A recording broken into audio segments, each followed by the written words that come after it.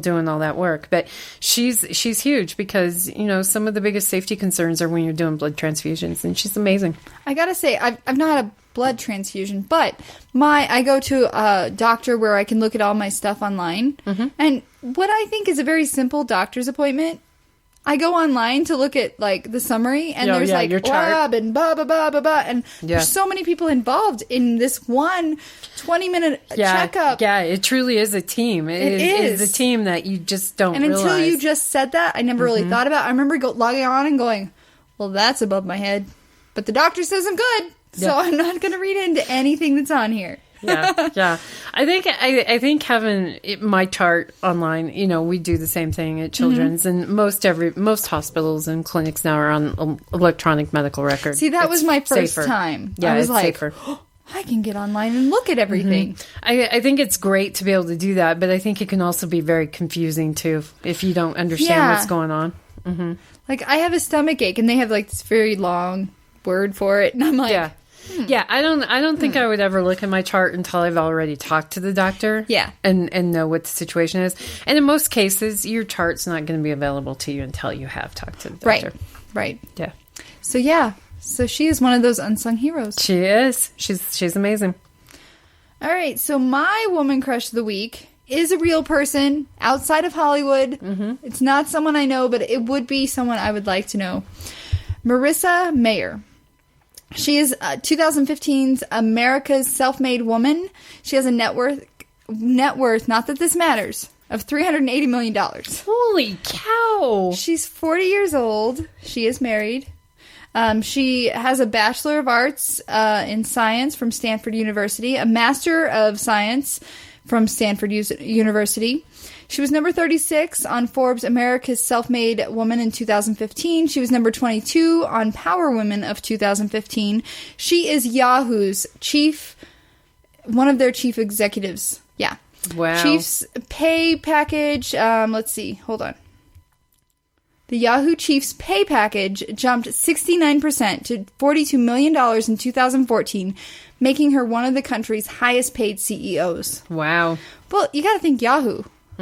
Like, Yahoo may have taken a dip in the last few years because Google kind of, like, rocked the world. Right. But Yahoo is still... I've had a Yahoo email address 12 years now. And, yeah, she is... she took the helm of Yahoo 3 years ago. She has upgraded content, including hiring journalists Katie Couric and Matt Bai, and pursued an aggressive acquisition strategy aimed at boosting mobile revenues. And yeah, she's just one of those women that I'm just like, I want to be you. 40 years old. Yeah. It makes you go. Some of them make me tired, though. Yes. You think about all the stuff they do. I'm like, jeez, I need a nap. You have a master's degree. I do. I have an MBA. I don't. And I'm just like... I'm not using it. But that's typical. But then there's, like, you're higher up the food chain. No, I'm not. You kind of are. No, really, I'm not. You're not a CEO, but... I'm down here, bottom of the food chain. You're Trust not me. Bottom. No, I am. We've talked I'm about down here. this. We've talked about your job. No, it's not important. I bet your boss would say differently. I don't know. I don't know. Well, that's my woman crush of the week. And I'm trying to focus more on less Hollywood. Every once in a while I throw in real life ones, but I cry so freaking easy. And I can't do it. All right, so we've been having a lot of moving screenings here. I know. At Two This Girls. is one I want to see. And It's De Niro. yeah, with Anne Anne Hathaway. Hathaway. Thank you. So the movie comes out the 25th of September. It's called The Intern. And tomorrow we have selected our lucky winners who get to go see Warner Brothers' The Intern, starring Robert De Niro as a 70-year-old widower becoming an intern for an online fashion site founded by Anne Hathaway, or her character named Jules. And the movie hits theaters September 25th. And our winners are Kelly Caldwell, Tammy Clowers, Woody Sebastian, Beverly Purnell, and Riley Purnell. Do these people do they each get 2 tickets? Yes. Oh, I'm going to ask one of them if I can go. I bet I could get you in. If you're available. I won't be able to go. You're so limited with your, like, anytime. Like, I tell all my co-hosts, anytime, let me know. I have kids so often in the evening. Right. Mm-hmm. All right, Hollywood happenings time. Are you excited about this? Yes. Before we hit the Hollywood happenings, did you watch the Emmys last night? No. Amy Schumer won an Emmy.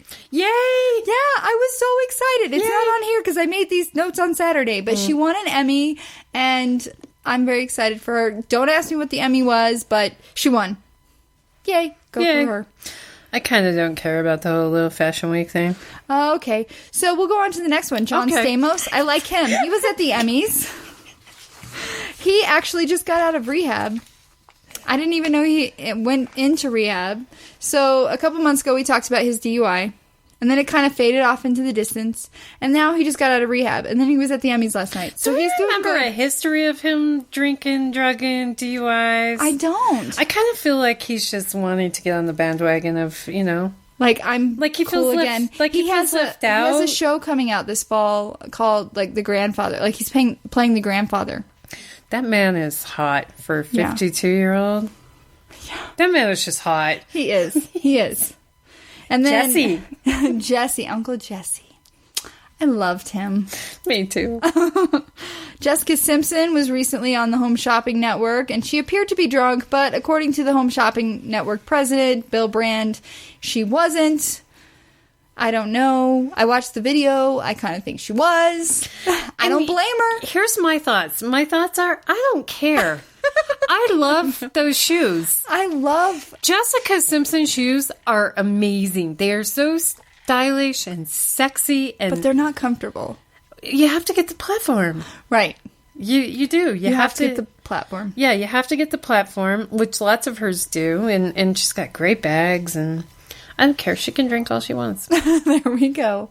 All right, so I added something this week called Carrie's Corner. What's on Carrie's mind this week? Because I feel like you're always contemplating things, and I feel like there's things you want to talk about. But when I'm put on the spot, that's why I sent you the notes on Saturday for Monday. You have time to prepare. See, I'd be better off just in the future if you don't even put that there, and then you just ask me. I'll just put them on my notes. Yeah, because I wing it. All right, so what's on your mind this week? Yeah, I wing it so much better. I don't know. I've been delirious with fever and but you're okay now, right? And yeah, I am. I'm not going to throw you into like a rehash of like. I think we can hear in my voice that I'm still, kind of. I've heard you sniffly and coughy, but not terribly. There you go.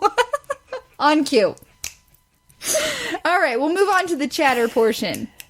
So, what men and women look for in a partner? I'll have a lot on my mind about this. So, new research on what heterosexual people consider desirable and essential in a mate has uncovered some interesting results, and they don't exactly make us look great. No, not at all. No. So, did you look at the article? Yes, I did, actually. And?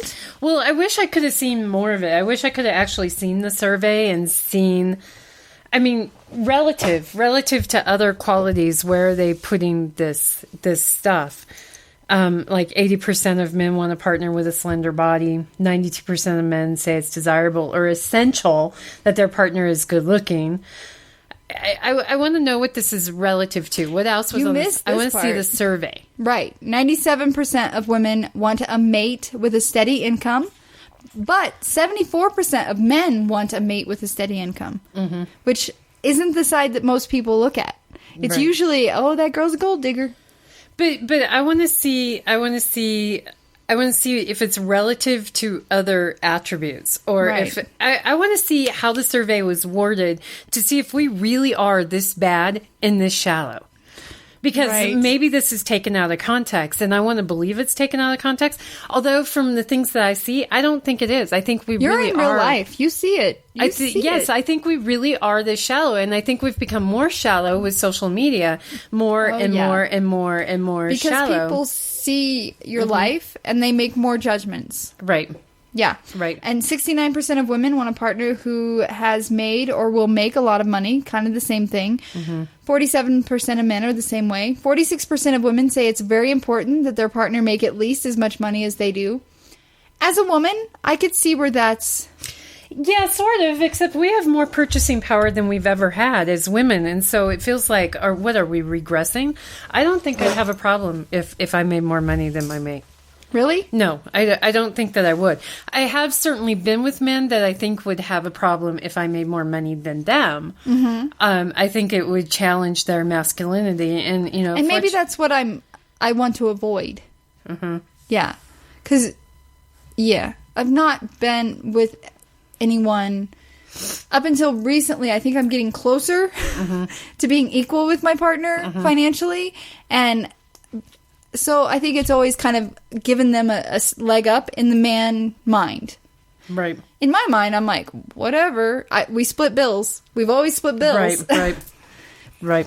But I just you find seem this frustrated by this article. No, I find it very discouraging that how shallow we are, and I do want to believe this is taken out of context, but of course I watch this, and another thing that came to mind though is.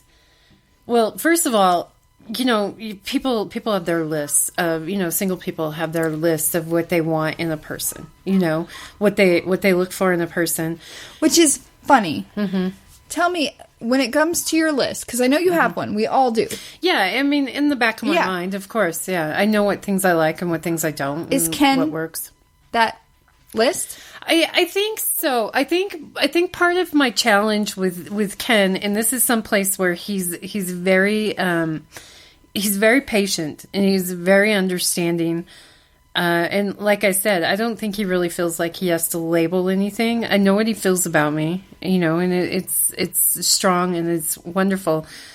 But at the same time, he's also very patient about the fact that it was April that Zach and I broke up, and I love Zach. I still love Zach, and you and Zach were together for 4 years, and friends for several years before that, and a pretty intense relationship. I mean, we really were best friends. I feel like most things that you do is with a level of intensity. Yeah, I feel like that's part of your introvert, but when you do something, it's going to be intense and with all of your being. Yeah, I'm very passionate and I put 100% in, and so he is very patient in that. So I think maybe sometimes it makes me not quite willing to see everything about Ken yet, if that makes sense. No, I got you. The beautiful part about it, though, is that Ken is not pushy. I have a friend right now who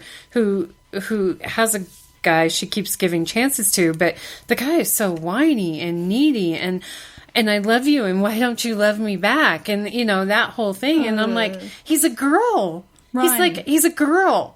When I was dating, I dated a couple guys like that, and it was just kind of like, I'm very empathetic. I will empathize with you, and then finally you're just like, shut the F up.